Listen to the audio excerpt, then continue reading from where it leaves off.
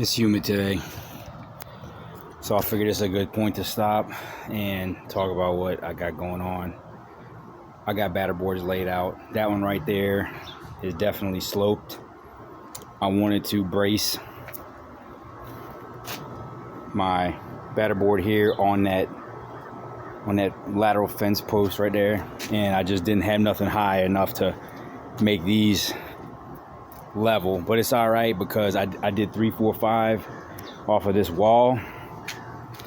So I got my 3 marked, and I marked the string, and I got a board, and I put 5 in the clear here. So I got me a straight line running out, and then I marked 15 feet on the string, and this one over here is, I had to plumb down by eye, but it's pretty close. I put a level on it just to, there we go, just to be sure. They're not plain. None of the string lines are plain, and that would be ideal. Keep it like a 1/4 inch gap below, between them. But I'm trying to get this done quick. I don't have time to go get more boards or to adjust that one. It's going to be fine. This whole thing is square. So then I came on the other side over here, and right there in the corners, I got my deductions, and I plumbed down from where I want it to land. So it doesn't line up with the concrete, but up here where the deck is that's where the deck is gonna be. That's where I want it to plumb down and get my lines. I ran out of my blocks to hold up the string, so I just tied a brick. It's amazing, you don't need stuff forever, and then all of a sudden it's gone. Anyway, so just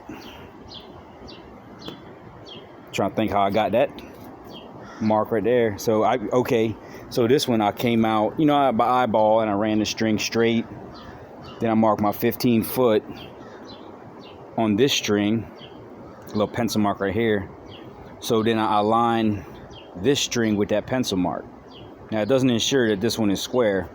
So I got my square by squaring 4 here, 3 here, 4 here, and then I got my stick. There's my stick right there. I cut that to 5 to 5 feet. Because trying to hold a tape to these string lines is, it just touches it a little bit and it starts jiggling everywhere. So having a stick, and you can tell they're not planing, so it's gonna throw me off. But what I did was on the lower one, I went high, and on the higher one, you see that mark right there? I went just under it. So it's square, or square enough for our purposes. Nobody is going to be able to detect that fraction of a outer squareness that, comes from being a little sloppy. But we have acceptable tolerances that I'm not going to sweat. And from my eye, it's square. So if you, and a reason I really couldn't pull diagonals is because you got this water heater right here. Otherwise, I would have gone from this diagonal. And when I get my helper here, I'll pull, but that side over there is lower than this corner, because I can do,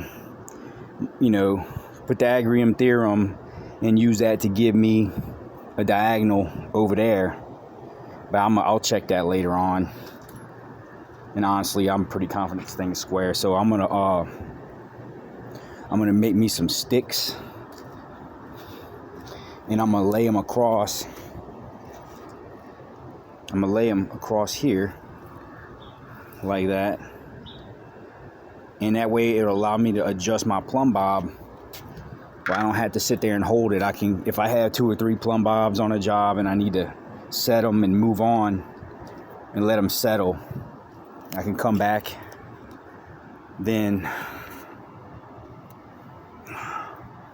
you can let them settle, and, whenever you're holding a level or you're holding a tape measure, there's always a little bit of play, and how long you actually tape to dial it in exactly how it needs to go, just to ensure that you know, there's just certain things. Like if you look, I have this old tape measure.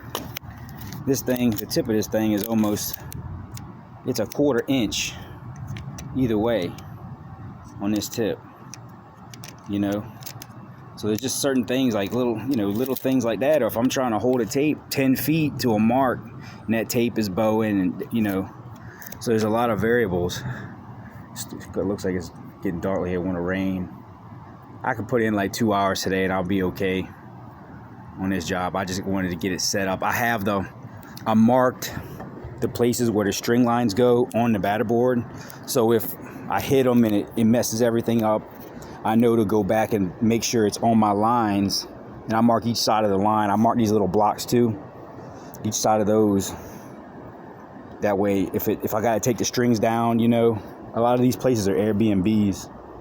So if people want to use the backyard, well, I mean, they usually don't. But if it ever happens, you gotta take your material down. You got everything marked, and you can come right back to it and get to it. So, what's the takeaway with this one? Is really to me is speed and accuracy. Is that the balance right there? You know, you might come out here and look at this thing and say it looks sloppy the way it's angled and whatnot. But if you know what you're doing and you're aware that, you know, you're not going to be right on the money because it's sloped, you can adjust for that, or you can just simply understand that whether or not there's a slope to that string line is okay because you're squaring, and it's still a straight line. Now, if you go to start pulling diagonals, that may factor in. Now, how much? Maybe not enough to matter, but you know, this job is probably better me not pulling diagonals, because once I see that is a different measurement, I may want to start messing with things, and I know that right now it's pretty square. So let me know what you think.